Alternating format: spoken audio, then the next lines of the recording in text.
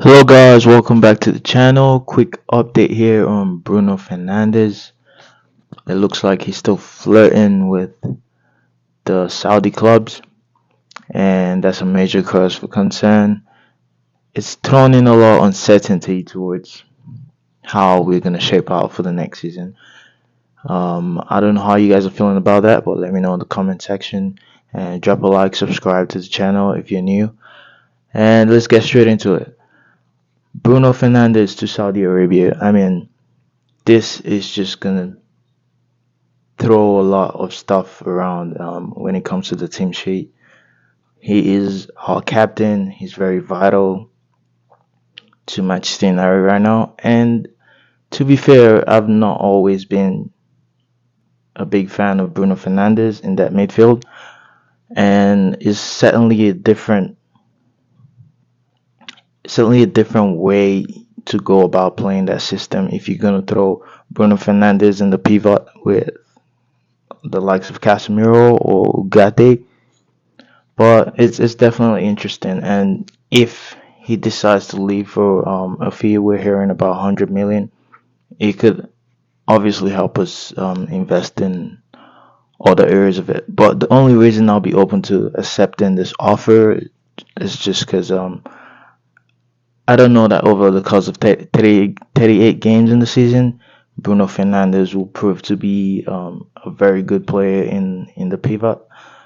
Um, Playing alongside Casemiro defensively. I don't know that he has the discipline to do that, but I'm also curious to see how well he could adapt to that system. It's definitely a position he hasn't played in for a lot, but Amarim loves this guy and Amarim wants to keep this guy, but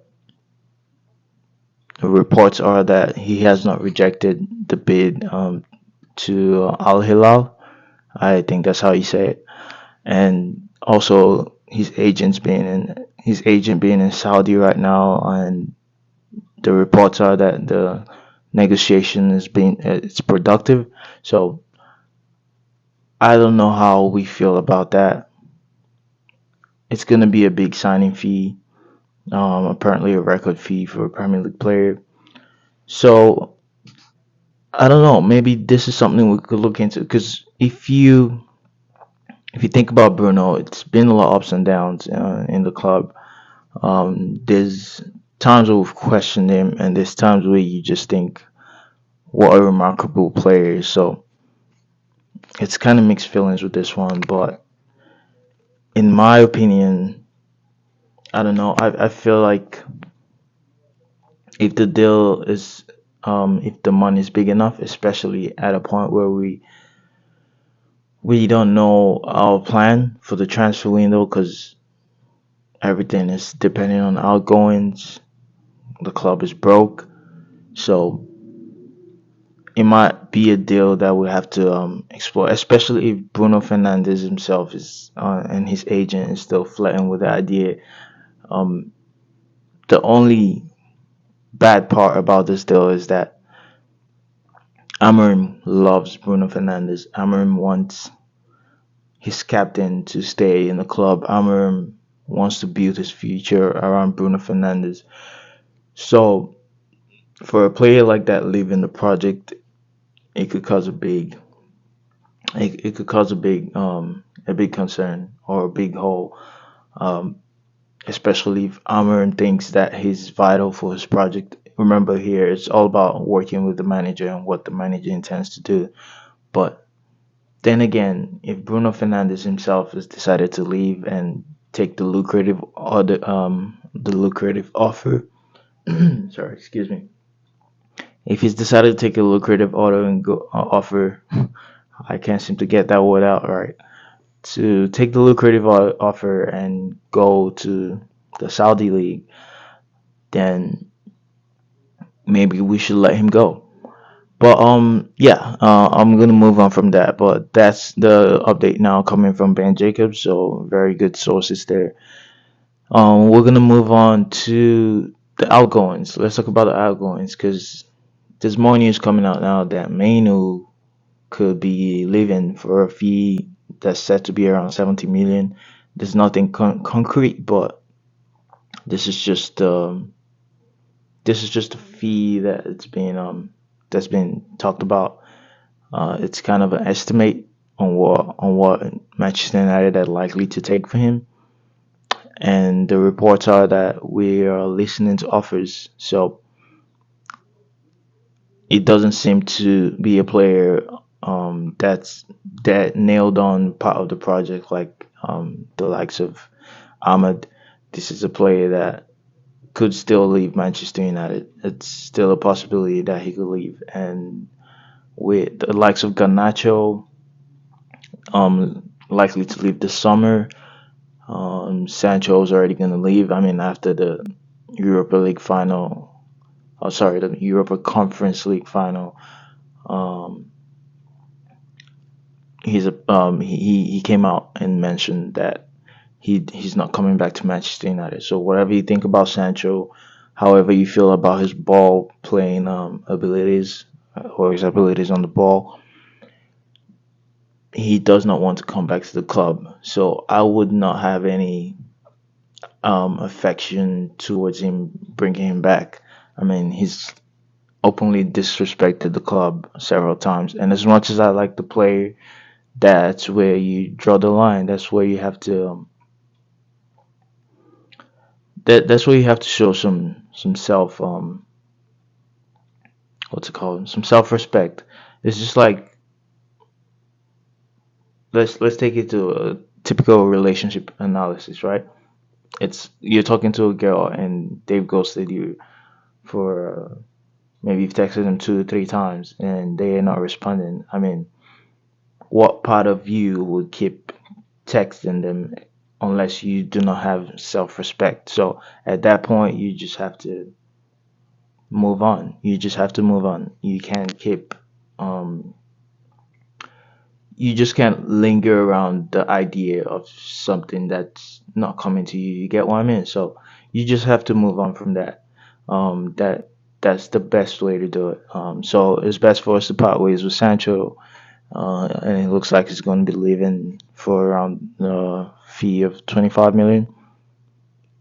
So that's extra funds coming into the club, and we also have Anthony, who could be leaving for 35 million, according to the reports there. And apparently, Eric Ten Hag wants to reunite the player with him at Bayer Leverkusen. So that's another money coming into the club, possibly if we negotiate and get this right. We need to get the outgoings right so we can get our signings in early for the preseason. I think in June. So that's that's what we should be looking to do right now. We should work very very well on that and get our signings as early as possible, especially the crucial signings. Because remember, we still don't have a credible striker. Rasmus is, I think his value is plummeted. I mean, the Italian clubs still want him, so maybe we could sell him to one of the Italian clubs. So that's possibly an outgoing there. I mean, there's just a lot of things hanging in the air right now. So much uncertainty around the club and what we're gonna be doing in transfers. So it's kind of a weird one because no one really knows what Manchester United is trying to do. So we just have to wait and see because most of what we're trying to do is depending on outgoings as such. Even Onana could be a likely exit if the Saudi club's coming for him, and that'll be amazing because I think that's also another crucial position. At the left or the wing backs, we have a left wing back coming in, Diego Leon.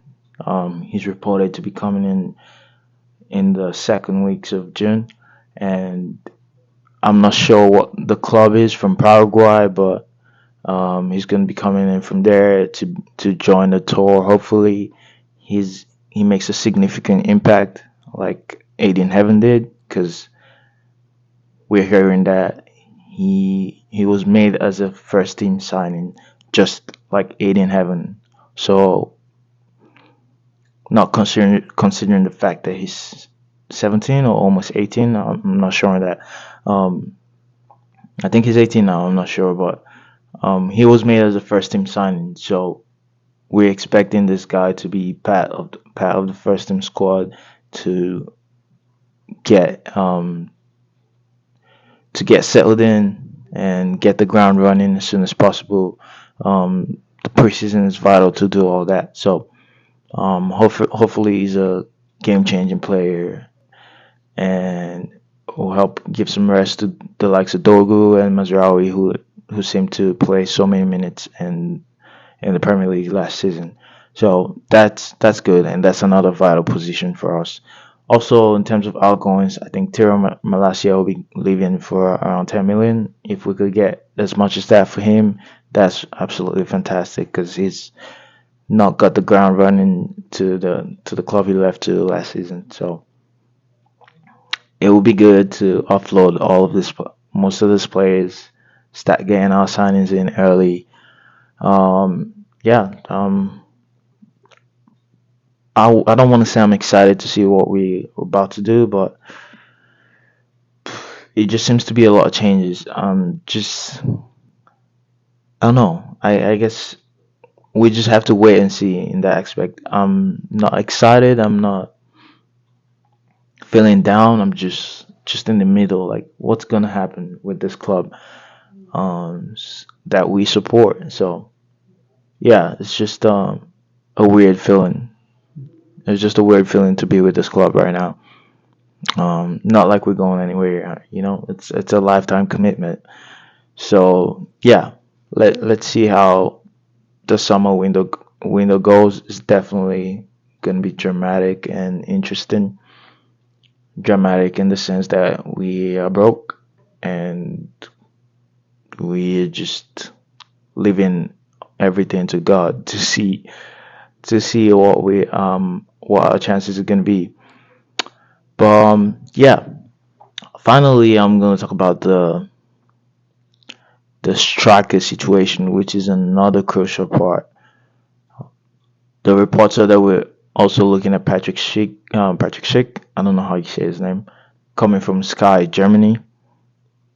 So we're taking a close look at this player apparently, and he might be the experience that we need. I'm not too sure. I'm not too sold on Patrick Schick, but he's a good player in Germany. But when you bring a player like that to the Premier League, excuse me, you don't know how well it's gonna work out, and I don't know how well it's gonna fit into the system. Because think about it, what plan option is he? Is it plan C, plan D, plan E? Are we going down the pecking order just like that?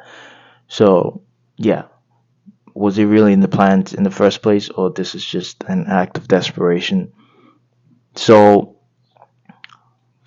according to the reports, right now we're looking at about I think four strikers. Mateta was one we're looking at in March, but that's gone cold. And we also have Victor Gilchrist still there. No one has done a deal for him, so that's one I think that we should go full push for. We need to we need to do everything to land that player because we need experience. We need credible goal scoring, certified goal scoring, certified lifestyle coach. I'm just kidding. Certified goal scoring like that. That's what we need. That's what we need to make sure that that position is covered. There's no excuses. Our attack has been shit. So that's a really crucial position, and we need to get that sorted. I mean, a club as massive as Manchester United should have at least three credible strikers, but we're not there. So we need at least one, and we can't just be going for youths. So we need to land Gyökeres so other players, other strikers could learn from him, from what a striker, proven striker should look like, what the ego in the dressing room and the aura of a striker, what it should look like. We need our youth to feed off that energy. Yeah, so we're looking at Gyökeres. We're also looking at Oshimen is still there. The Mateta talks have gone cold. Um, and I mean it's not been talked about for months now. So yeah, and then Patrick Schick, according to Sky Germany, is still there. So yeah, it's interesting to see what we're gonna do. But with Liam Delap gone, there's not a lot out there. I mean, usually to land a good striker these days is it's not very easy. So I'm curious to see what we're gonna do there because that's a very important position. We cannot overlook that position. We came into the summer knowing that this is very important. We've lost to Chelsea on Liam Delap. We've lost to them on Quenda, which is two crucial positions, wing back and striker. That is crucial for the system. And we keep losing to Chelsea on that. At this point, it feels like they're just buying the players to make us shit. So, yeah, it seems like they're doing it on purpose, just throwing flashy stuff at the people you're interested in, just so they can get away from you. So yeah, it's a very bad dating game that Chelsea's playing. The dating style they're using is very cliche, but it still works. Just throw a bunch of money. But yeah, that's where we're gonna land it at for this video, guys. If you liked this video, share and subscribe to the channel. Get your comments in. What do you think what do you think the next signing should be? What do you think it will be? Um, what how are you feeling? Are you feeling uncertain about next season? Are you just like me, just waiting to see what happens? Let me know in the comment section, and I'll catch you guys in the next video. If something late happens, I'll be on the lookout too. Um, Here in the Central US time, sometimes you just have to stay up a little bit late to see what's going to happen in the transfer market. Fabricio is working 24 hours. It seems like, I mean, at this point, it probably doesn't work so much because I feel like he has a lot of, a lot of people giving him information, so he doesn't have to have too many sleepless nights. I mean, I don't know how that works, but anyway, we're here to deliver the news when it comes out. So stay tuned and get your comments in, and I'll catch you guys in the next one. Peace out.